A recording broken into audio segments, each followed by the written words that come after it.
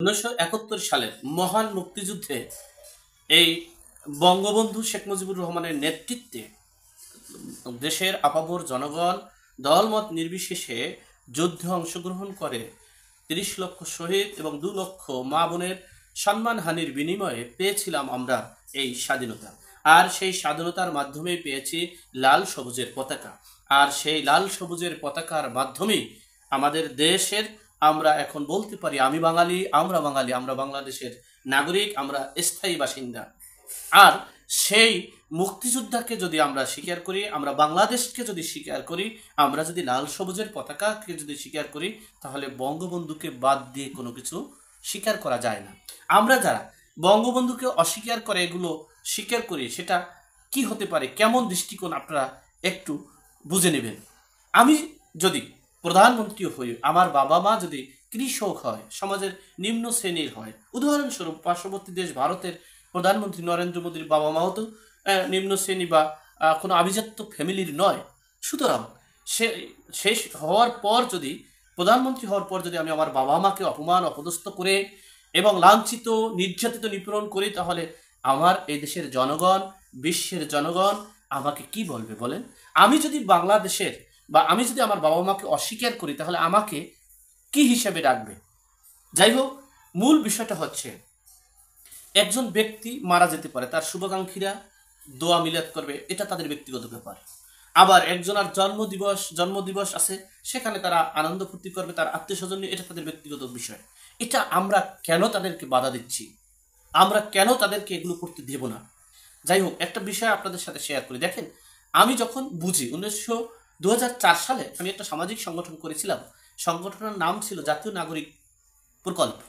এই প্রকল্পের কাজ আমার তখন থেকে একটা স্বপ্ন ছিল, এই দেশে পরিবারতন্ত্র, রাজতন্ত্র থেকে বেরিয়ে একটা গণতন্ত্র প্রতিষ্ঠা করতে হবে। এদেশের জনগণ, যারা সাধারণ জনগণ আছে, তাদের নির্বাচনের ভোটের মাধ্যমে জনপ্রতিনিধিত্ব করতে হবে। হ্যাঁ, যারা রাজপরিবার, যারা পরিবার আছেন, তাদের সম্মান মর্যাদা থাকবে, তারা তাদের স্থানে থাকবে, তাদেরকে মূল্যায়ন করা হবে, সম্মান দেওয়া হবে এবং তাদেরকে শ্রদ্ধা করা হবে, কিন্তু গণতন্ত্র প্রতিষ্ঠা করতে হবে। আর সেই কাঙ্ক্ষিত লক্ষ্যটা আমরা 54 বছর পর একটা সুযোগ পেয়েছিলাম। সুযোগটা পেয়ে আমার অনেক ভালো লেগেছিল। আমরা মনে করেছিলাম যে এই দেশে একটা গণতন্ত্র প্রতিষ্ঠা হবে। কিন্তু দুঃখের বিষয়, আমার দাদা একটা কথা বলছিল যে পোলাপানের ইয়াতে যদি পোলাপান হতো, তাহলে বুড়ো মানুষের বিবাহ করতো না। তো সুতরাং এই যে সুযোগটা, এটা আমরা এই পোলাপানদের কাছে ছুড়ে দেওয়ার কারণে আজকে আমাদের অস্তিত্ব শেষ হতে যাচ্ছে। আমরা আমাদের যে সুযোগটা পেয়েছি, সেই সুযোগটা 95% শেষ হতে যাচ্ছে। আবার এই এই সুযোগ তাদের কাছ থেকে গেলে আবার আরেকটা চক্রের কাছে যাবে, সেখানে হয়তো বা 1-1.5 বছর, এখানে 1-1.5 বছর ছিল, সেখানেও 1-1.5 বছর থাকবে। এইভাবে দেশটাকে একটা ধ্বংসযজ্ঞের দিকে ধাবিত করে আবার পরিবারতন্ত্র, রাজতন্ত্র ফিরিয়ে আসবে। আর আমরা যে সুযোগটা চেয়েছিলাম, হয়তো বা আমাদের জীবদ্দশায় আর গণতন্ত্র প্রতিষ্ঠা করা সম্ভব নয়। সুতরাং এই দেশের মানুষ এখন এই এই আমরা যারা আছি, আমাদের অপকর্মের কারণে আমরা আমাদের সুযোগকে হাতছাড়া করে ফেললাম।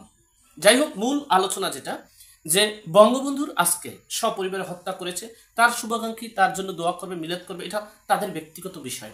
সেখানে আমরা কেন আমাদের মানে চুলকানি, আমরা কেন সেটাকে মানে পুঁজি করে আমরা আমাদের অস্তিত্ব নষ্ট করছি? যাই হোক, আমি অস্বীকার করতে পারি, বাংলাদেশের সকল মানুষও যদি অস্বীকার করে বঙ্গবন্ধুর কথা, কিন্তু জাতিসংঘের এবং বিশ্ববাসী সবাই তো আর বঙ্গবন্ধুর কথা অস্বীকার করবে না। সুতরাং আমরা সেটা করব কেন? আর সেটা করার কারণে আমরা আমাদের সুযোগটাকে হাতছাড়া হয়ে গেল। যাই হোক, এখন যে প্ল্যান পরিকল্পনা তারা করছে, সেটা হচ্ছে এই ধানমন্ডির 32 নম্বর হচ্ছে সরকারি একটা প্রতিষ্ঠান।